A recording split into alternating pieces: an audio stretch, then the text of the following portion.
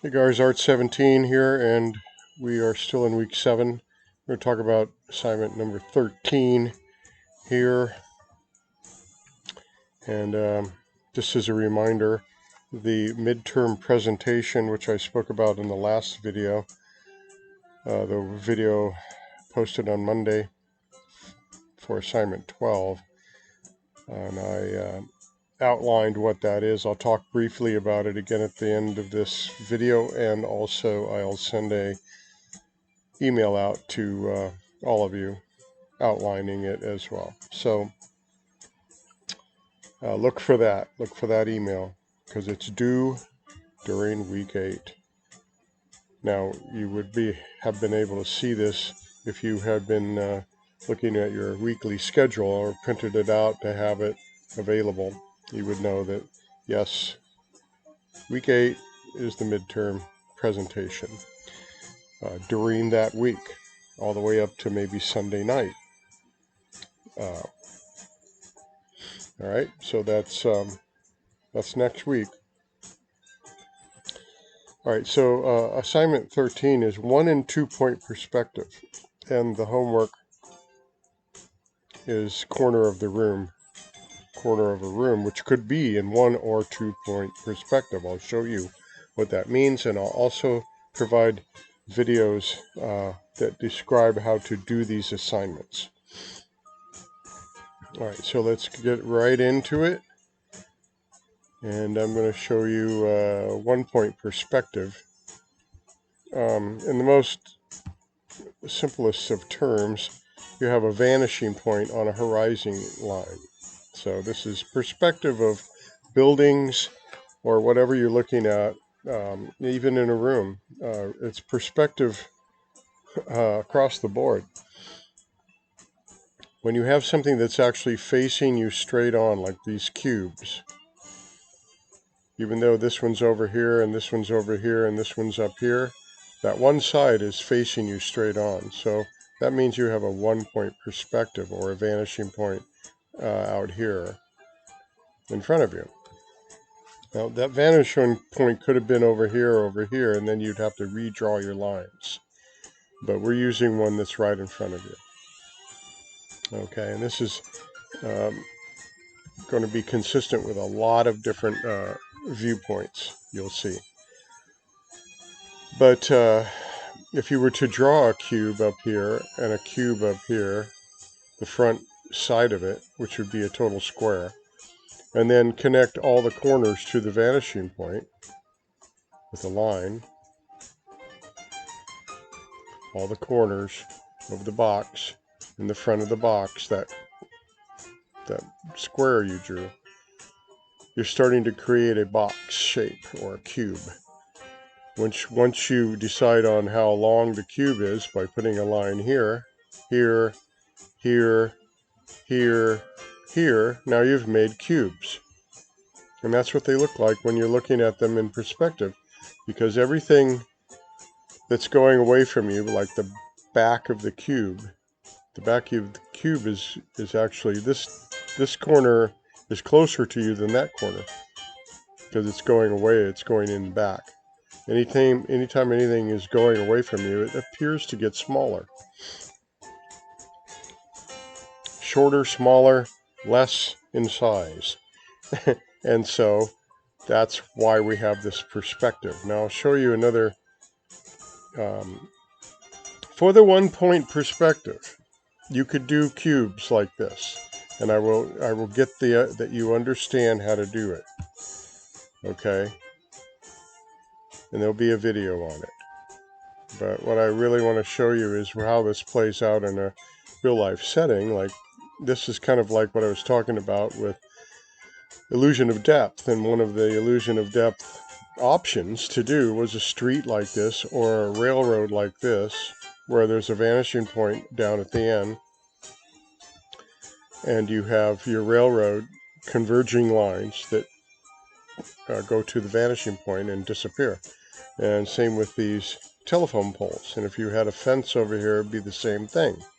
They all get shorter as they go away from you, and they get actually closer together, or they appear This is an appearance that they get closer together. But in this lesson, we're talking about the 1-point perspective in particular. You could use one of these again, or draw a different one for your perspective. Now here's a corner of the room with 1-point perspective, because you're facing this wall directly. This wall is flat, straight in front of you, the back wall. So everything in the room, the door, the window, the table, any furniture in here would all have this 1-point perspective to go to. So all the lines, the roof lines go to it, the floor lines go to it, each corner of the floor, each corner of the ceiling, each corner of the top of the door goes to that. The window, or if this was a window, it looks like it might be a picture, but if it's a window, it goes to that vanishing point.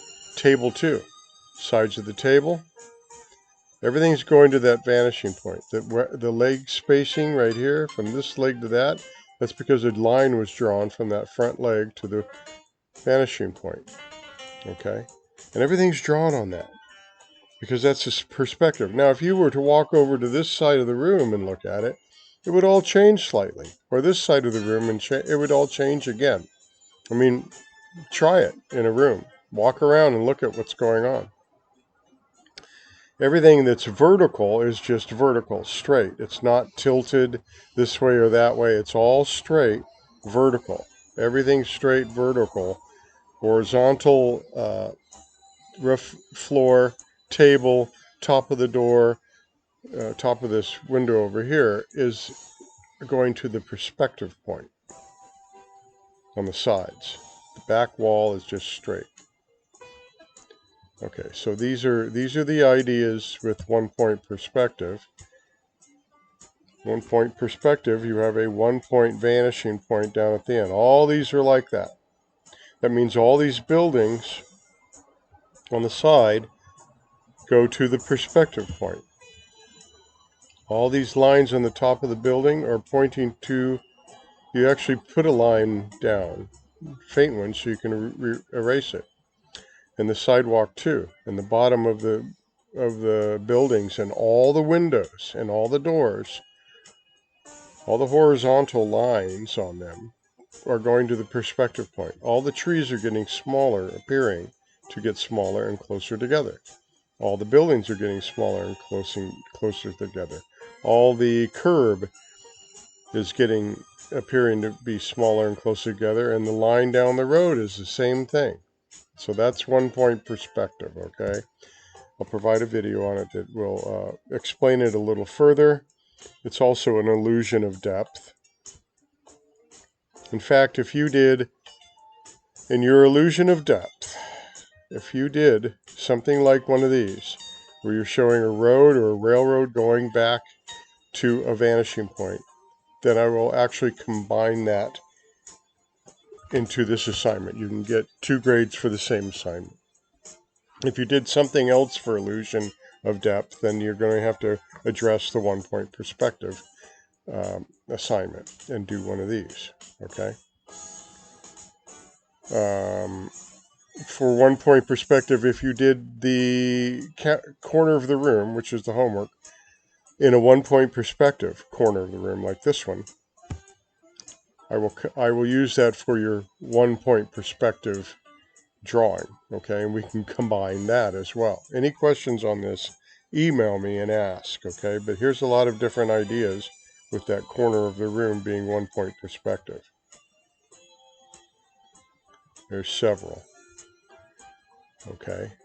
I'd actually like you to look at your corner of the room and see if you can put that together, and maybe you improvise a little and add some things or take away things, but it has to be 1-point perspective for your corner of the room, and then I'll use that for your 1-point perspective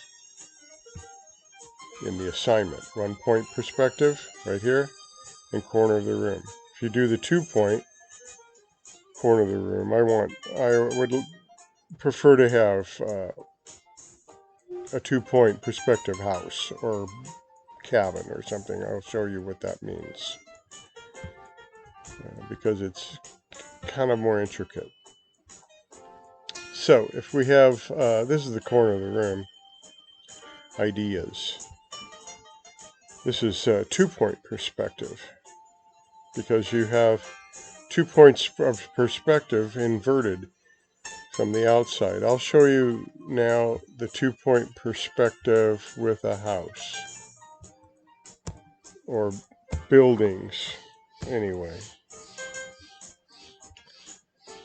So the 2-point perspective is where you're like this, where you're standing at the corner of a building or a cube or a house.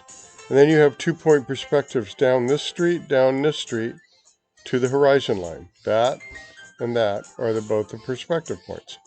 All the roof lines and the floor lines and the windows and doors all are going to those perspective points. This is the way it is in real life. If you walk down the street, it's going to change. Walk down this way, it's all going to change in perspective again.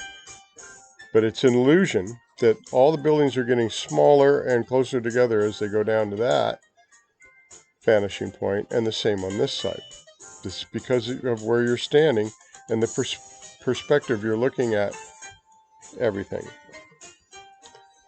So that's one idea. I will show you now. These are the building ideas. This is a house, which is really cool. Here's your perspective points down here. So this trail goes to this perspective point, so does that one. And all the lines on the roof and the floor and the doors and windows all go to that perspective point. So you're basically drawing lines from your first corner.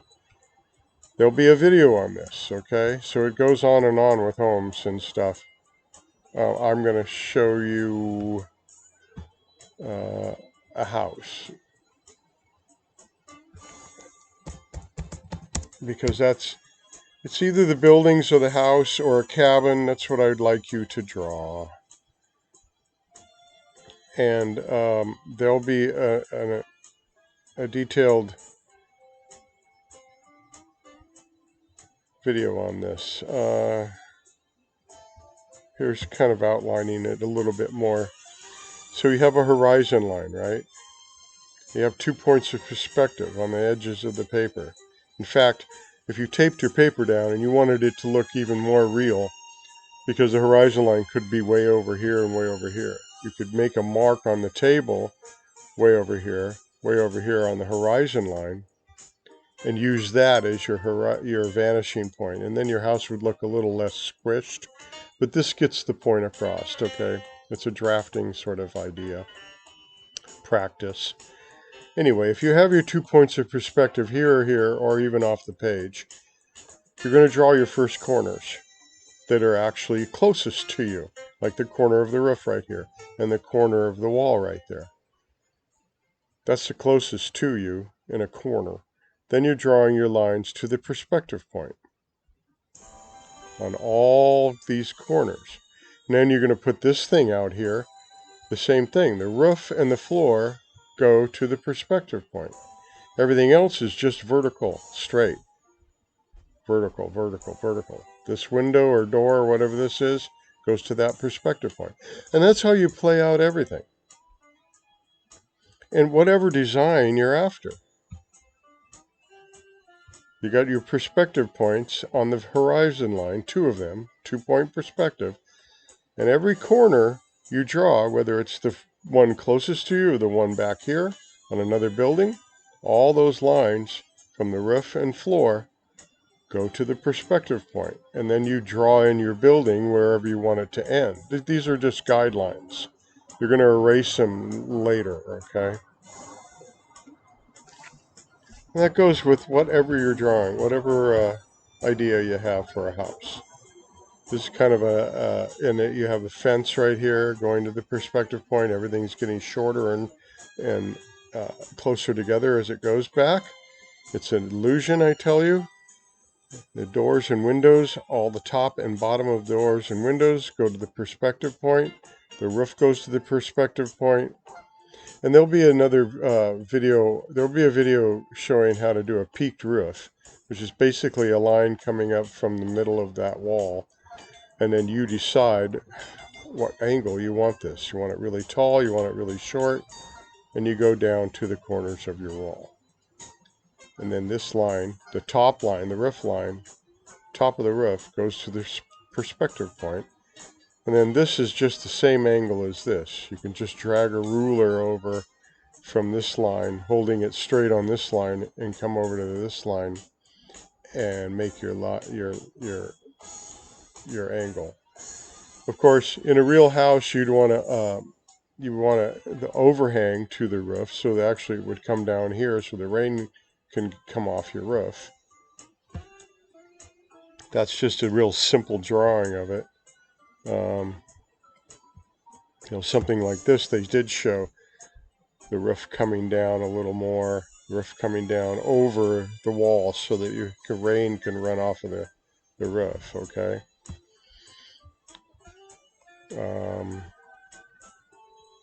Many ideas. I'm just showing you the simple ones. Here, see, all the log lines, or if this is log cabin style, all these lines are going to the perspective point. Even the curb, or if there is a curb, or little streets, if they all go to the perspective points on either side. Fence too. Even the back fence goes to this one. This side goes to that side. Okay, because it's just like the front, but only back here. You would start by drawing the first corner and then drawing your lines back and how long you want your house.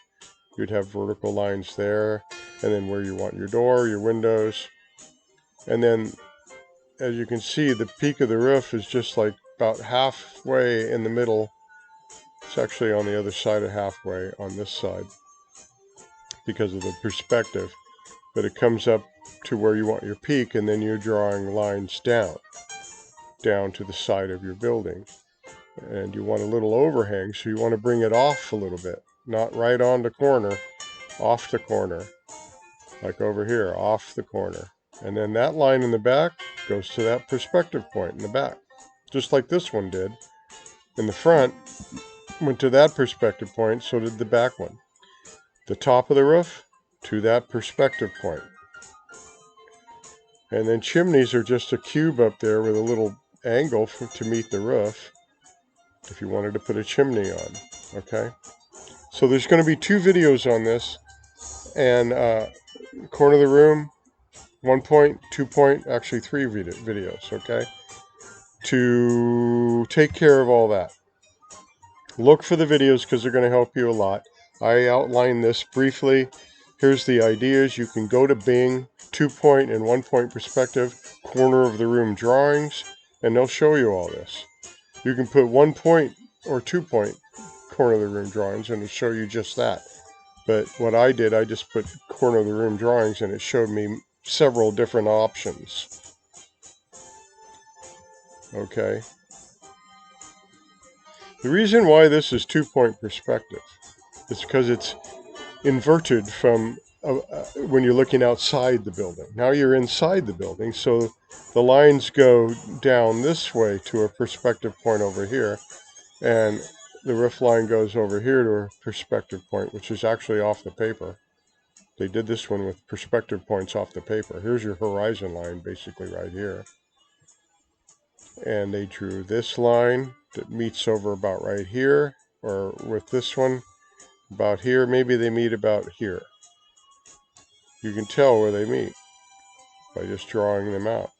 And the windows and windows go to those 2. So it's an inverted 2 point perspective, because here's your perspective points over here, and the lines are coming down this way as opposed to going out, and this is the corner closest to you. This is the corner furthest away from you inside the house. So this is further away. That's why it's inverted. All right, so, and it'll explain it more in the video. All right, so look for all the videos, watch those before you start attempting this.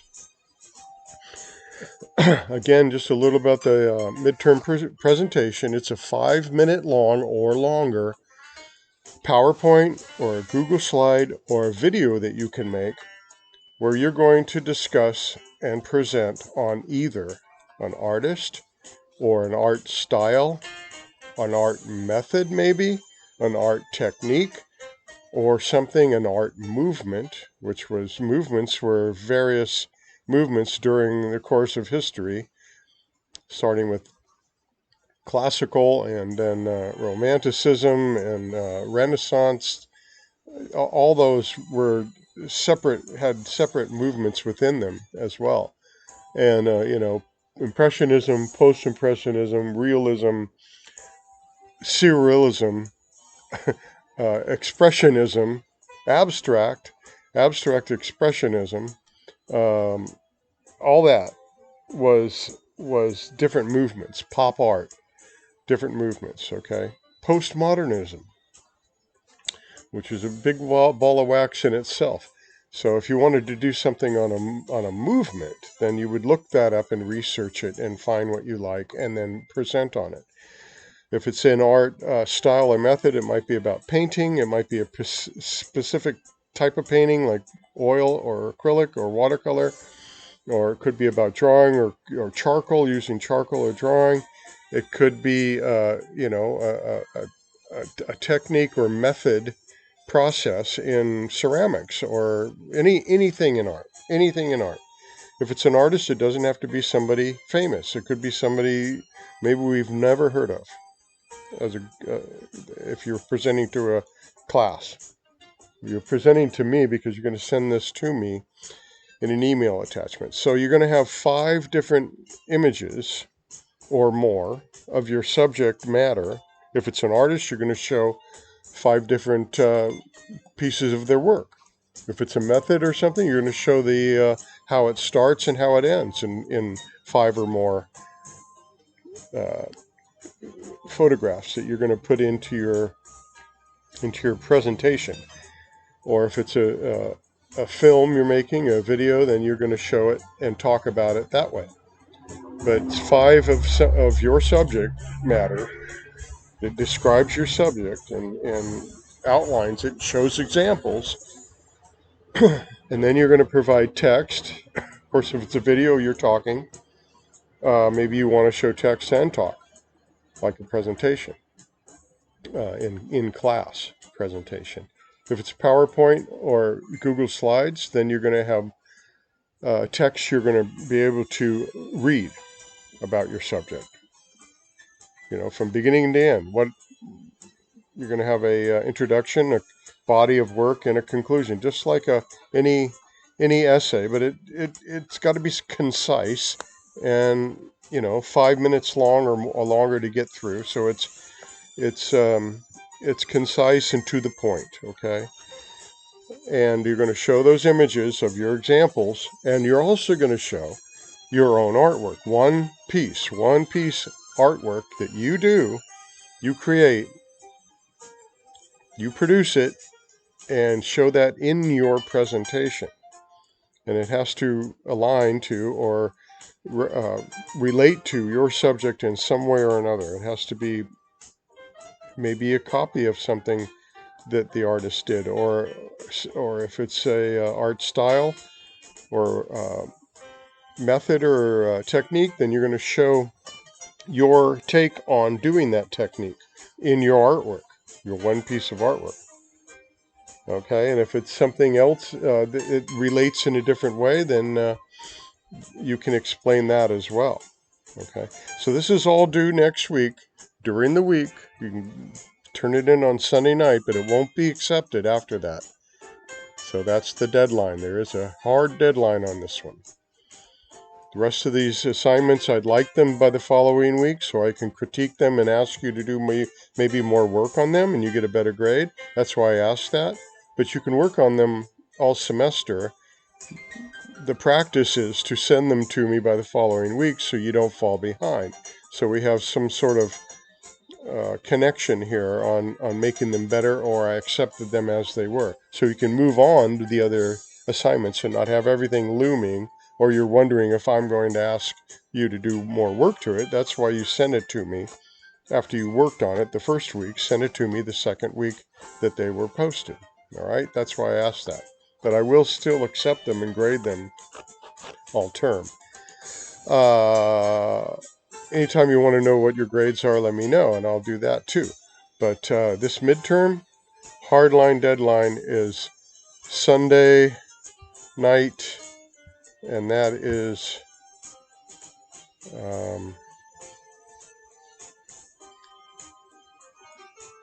that would be the 16th.